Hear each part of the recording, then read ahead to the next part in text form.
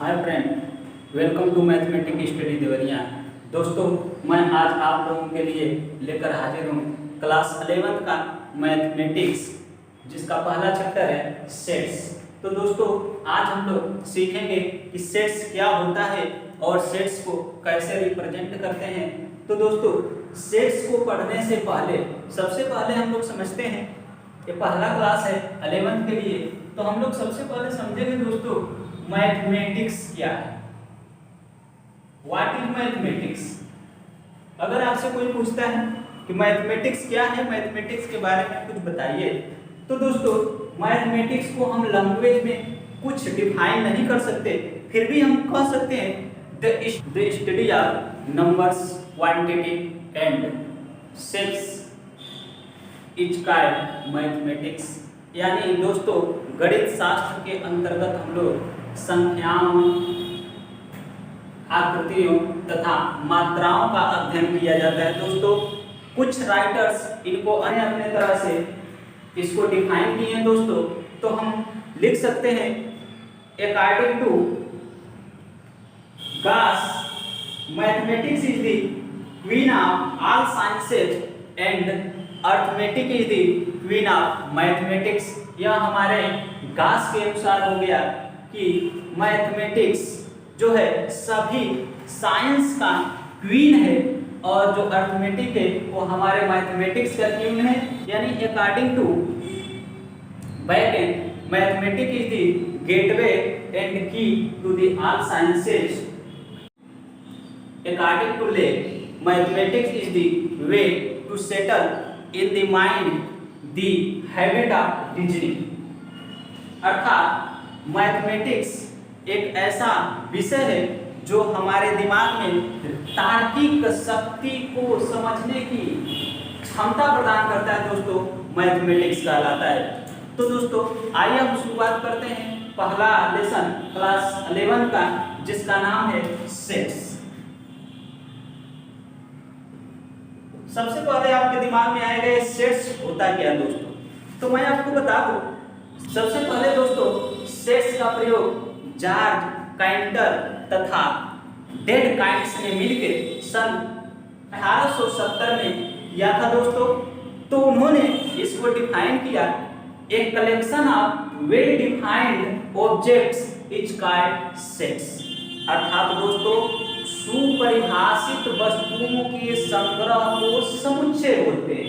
Sets का हिंदी होता है दोस्तों समुच्चय।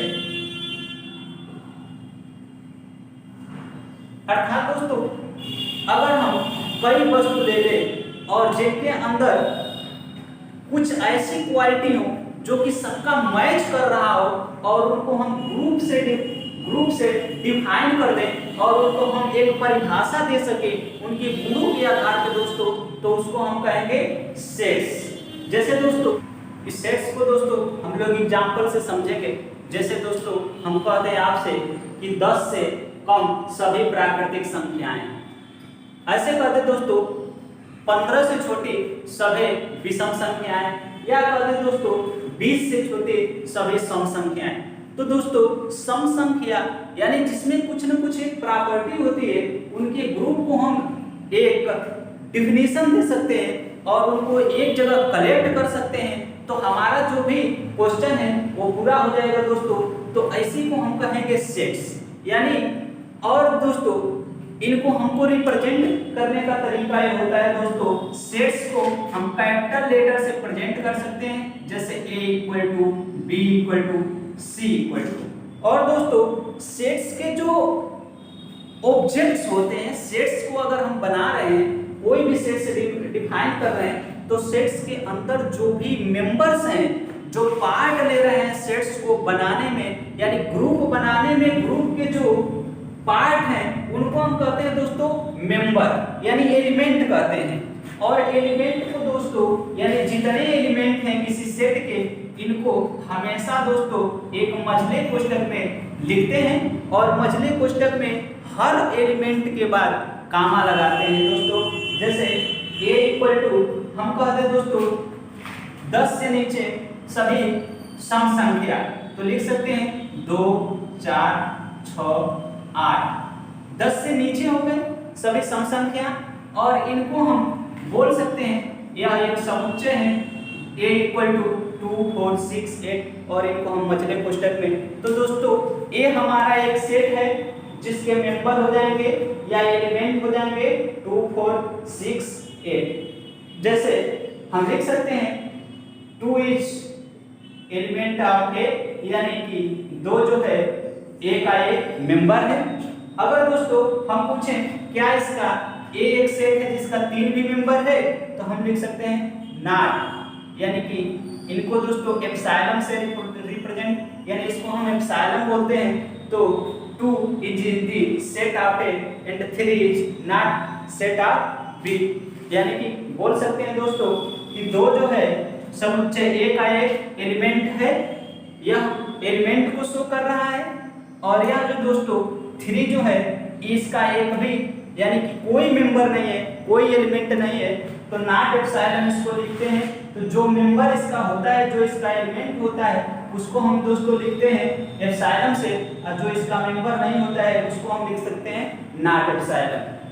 तो आइए दोस्तों हम समझते हैं कि सेट को रिप्रेजेंट कैसे करते हैं।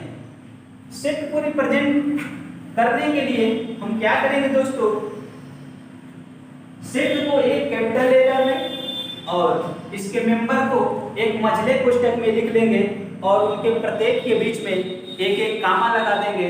तो यह हमारा दोस्तों सेट रिप्रेजेंट करने का तरीका। और सेट को 2 तरह से लिख सकते हैं दोस्तों।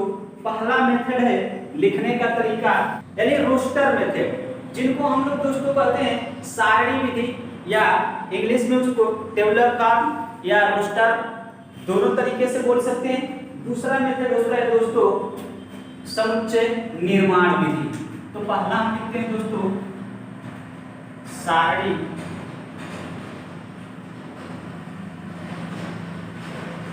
विधि, दूसरा है समुच्चय निर्माण।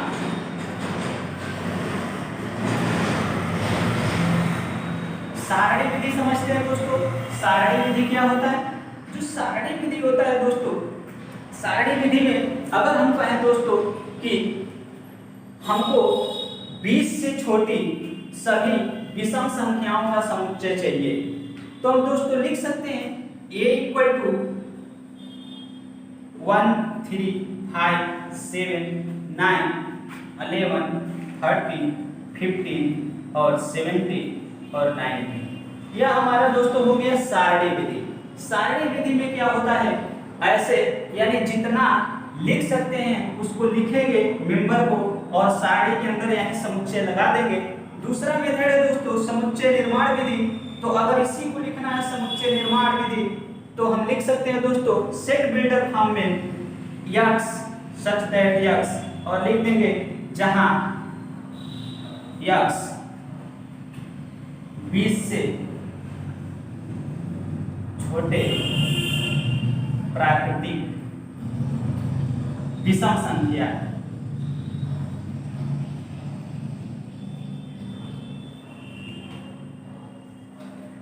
देखिए दोस्तों, मझला कोष्ठक दोनों में लगाएंगे, लेकिन इसमें जो है पूरे मेंबर को लिखने की कोशिश करेंगे। जो मेंबर नहीं लिख पाएंगे, कुछ ऐसे भी होंगे जो इनफाइनाइट तक जाएंगे, तो ऐसे डॉट डॉट करके लिख लेंगे। जैसे लिख सकते हैं कि सभी प्राकृतिक संख्या है, तो ऐसे करके लिख लेंगे। जितना लिखना होगा लिखेंगे, उसको एंड सो ऑन कर देंगे।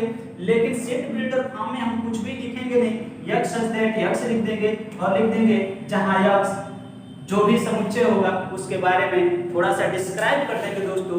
तो यह हमारा हो गया दोनों तरीके से लिखने का मेथड कि दोनों को कैसे लिखेंगे।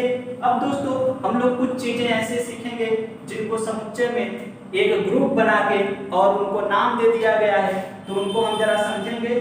जैसे प्राकृतिक संख्याओं का समुच्चय, जब प्राकृतिक संख्याओं का समुच्चय होगा तो उसको कैपिटल एन से रिप्रेजेंट करते हैं दोस्तों। अगर हमको प्राकृतिक संख्याओं का समुच्चय चाहिए तो कैपिटल एन से, अगर सभी पूर्णांक का समुच्चय अगर हमको चाहिए दोस्तों, तो सभी पूर्णांक का समुच्चय हम लिखेंगे कैपिटल जेड से।